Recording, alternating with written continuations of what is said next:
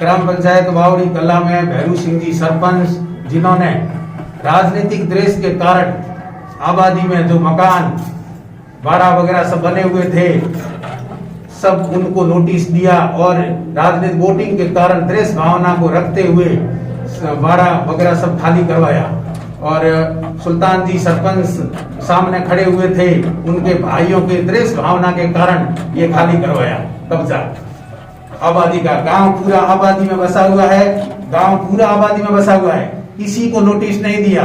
5-7 जने जो सुल्तान जी के पक्ष में थे और भैरू सिंह को वोट नहीं दिया, वोटिंग के कारण सबको नोटिस दिया आबादी में, और ये बड़े और ये मकान वगैरह सब भैरू सिंह ने तोड़ाया।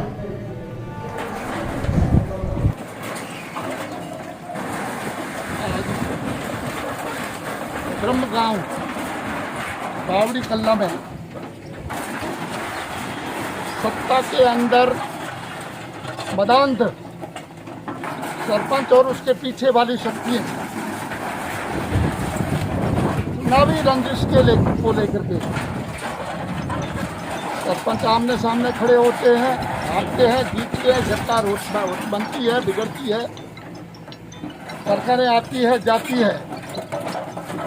परंतु इस कोरोना काल के अंदर जिस प्रकार से लोगों को घर उजाड़े गए, ये पूरा गांव मेरा ख्याल है सदियों से बसा गांव है, और पुराने जमाने में कोई पट्टा लेकर के नहीं बैठता था। आधे से अधिक गांवों में बगैर पट्टे के लोग सदियों से रह रहे हैं, और आज अतिक्रमण हटाने के नाम पर जिस प्रकार से इस कोरोना काल में अपनी सत्ता का दुरुपयोग किया, ये इतिहास में कभी भी ऐसा नहीं हुआ। आज जिस प्रकार से लोगों के घर तोड़े गए, पहले नगर पालिका में तोड़े गए और अब गांव की तरफ रुख कर लिया है, और ये सारा का सारा कार्य मुख्यमंत्री महोदय के गृह जिले में हो रहा है। मैं निवेदन करूंगा मुख्यमंत्री जी से, अपने नीचे के अधिकारियों से कहे कि आप कोई निर्माण का कार्य करवाए, तोड़ फोड़ का काम न करें। इस गांव के लोग हमेशा दानवीर हुए हैं, दयावान हुए हैं, और उन लोगों ने गरीब लोगों की मदद की है। कभी भी किसी की झोंपड़ी भी किसी ने आज तक नहीं तोड़ी। ये इतिहास में ये दुर्भाग्यपूर्ण घटना पहली बार अंकित हुई है इस गांव के अंदर, और मैं प्रशासन से भी निवेदन करूंगा, मेरे कहने के बावजूद किस प्रकार से पुलिस बल को तैनात किया गया, इस कोरोना काल में घर तोड़ने का काम करवाया गया, ये दुर्भाग्यपूर्ण है और ऐसी बातों से बचा जाना चाहिए। एक बार पुनः सरपंच महोदय से भी निवेदन करता हूं, इतिहास आपको माफ नहीं करेगा। इतिहास में ये घटना काले अध्याय के रूप में अंकित हुई है, और ये काला धब्बा आपके ऊपर लग रहा है। इसलिए मेरा आपसे निवेदन है, कोई किसी का घर झोंपड़ी बनवाने का काम करे, किसी का घर तोड़ने का काम नहीं करें, किसी का सहयोग करने का काम करें, किसी को सहायता करने का काम करें। इस समय में बड़ी दुखी है जनता। इस प्रकार से वेंटिलेटर के ऊपर लोग पड़े हुए हैं, उनको मदद कीजिए। ये कार्य तो बाद में भी आप कर लेना। इसलिए आज के इस दुर्भाग्यपूर्ण दिन में जनप्रतिनिधि होने के नाते से मेरा फर्ज बनता है कि मैं वहाँ का दौरा करूँ, क्या कुछ किया गया है, किस प्रकार से ये जो तोड़ फोड़ की गई है। और यूँ समझ लीजिए कि कम से कम 60-70 साल पहले का यहाँ पर ये इनके घर बने हुए, उनको तोड़ा गया है। आपको अगर सड़क के लिए चाहिए, सड़क तो चल ही रही थी, बाउंड्री के लिए कहते थे और इधर कर लेता, ये खुद ही कर लेते, परंतु ठेठ अंदर आकर के 100 गज 150 गज तक आकर के तोड़ने का कार्य, इसकी मैं घोर निंदा करता हूँ। और शासन और प्रशासन से भी निवेदन करता हूँ कि आप भविष्य में इस प्रकार के किसी भी कृत्य में कोई भी जनप्रतिनिधि मदान्त होकर के इस प्रकार का कार्य करता है, उसमें सहयोग ना करें। ईश्वर के लिए ऐसा काम ना करें। निर्माण का कार्य करवाएं, तोड़ फोड़ का कार्य न करवाएं। न भूत आपको माफ करेगा, न भविष्य माफ करेगा, भगवान भी आपको ना माफ करेगा। ये भगवान करने वाला आपके साथ में न्याय, हम कुछ नहीं। हमने सत्ता पहले थी, 163 MLA की सत्ता थी, कभी भी किसी के घर तोड़ने की बात नहीं की, कुछ न कुछ निर्माण की बात करवाई हमने। पूर्व सरपंच है सुल्तान सिंह जी, उनके परिवार सम्मानित परिवार है, समाज के अंदर सम्मानित परिवार है। ब्रह्मधाम आशोत्रा के ट्रस्टी के रूप में वो है, पूरे समाज में इनकी मान और सम्मान है। वो भक्त है। ऐसे सम्मानित व्यक्ति को टारगेट करके जिस प्रकार से ये काम किया जा रहा है, मैं इसकी घोर निंदा करता हूँ। धन्यवाद।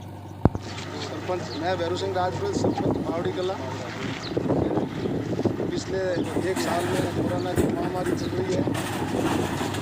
हमारे गांव के पूर्व सरपंच सुल्तान सिंह जी ने पिछले साल में कोरोना की महामारी में अपने आदमियों से ग्राम पंचायत बावड़ी कला का आबादी भूमि का खसरा है 654 नंबर, अपने असामाजिक तत्वों को इकट्ठा करके उन्होंने कब्जे करवाए।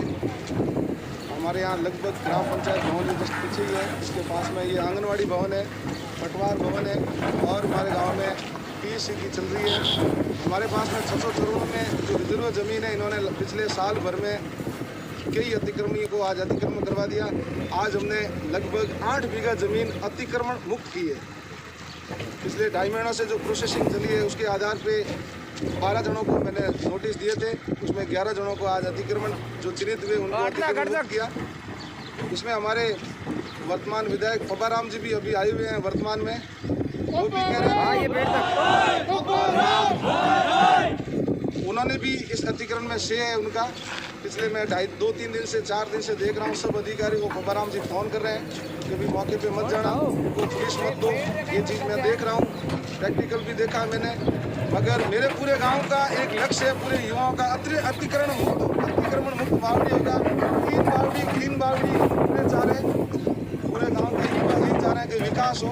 मगर पिछले साल 1.5 साल में कोरोना की महामारी में पूरे 694 वाली ज़मीन जो खसरा नंबर 694 है, 9 बीघा 19 उसवा, उस पर पंचायत भवन की 4 दीवारी के पास में पूरा कब्जा करवा दिया, रातों रात कब्जा करवा दिया। अभी भी कब्जे चल रहे हैं। अच्छा, जो भी मेरे जो सुल्तान जी ने ये रजिस्ट्रियाँ करवाई है, ये रजिस्ट्रियाँ भी अगर ये चैलेंज करेगी, रजिस्ट्रियाँ भी खारिज होगी। ये मैं दावे के साथ कर रहा हूँ। यहाँ न तो पट्टे हैं और एक दूसरे से खरीदार करके इन्होंने रजिस्ट्रियाँ करवाई है। बाकी पब्बाराम जी खुद अतिक्रमण कराने के लिए सुल्तान जी के साथ में खड़े हैं। ये आज मेरे पूरे गांव के लोगों ने देख लिया। आज पब्बाराम जी खुद आए हैं, पुलिस वालों को कह रहे हैं कि रोको, आप एक बार रोको। ये ग्राम पंचायत का अधिकार है, ये पंचायत राज का अधिकार है। आप हमारी ग्राम पंचायत की ज़मीन को कैसे हम खुर्द-बुर्द होने दें?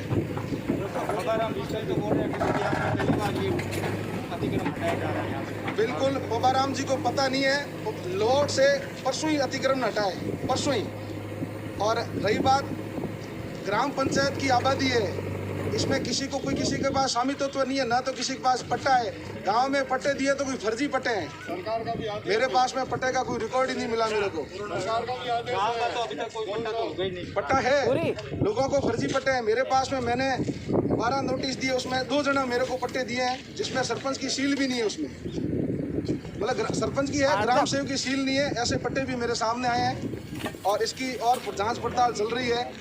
और बाकी जो होगा, मैं तो यही चाह रहा हूँ, गाँव में दूध का दूध और पानी का पानी करके रहेंगे। इस अतिक्रमण हटाने के लिए पहले आपने इनको नोटिस वगैरह? बिल्कुल, मैंने इनको नोटिस दिए, 10 दिन का इनको टाइम दिया। आपके पास में इस जमीन का जो भी स्वामित्व है वो आप हमारे कार्यालय में जमा कराइए, मगर किसी ने दिया नहीं है।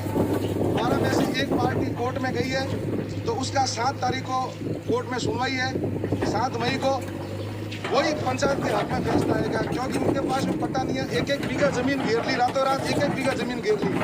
मेरे गाँव में लगभग 500-700 घर हैं। एक पुरानी आबादी है, उसमें लोगों को 20x30 का बैठने की जगह नहीं है। 20x30 में 4 परिवार का गुजारा कर रहे हैं। मगर सुल्तान जी के ऐसे आदमी हैं, वहाँ 1-1 बीघा आबादी की जमीन कवर करके बैठे हैं।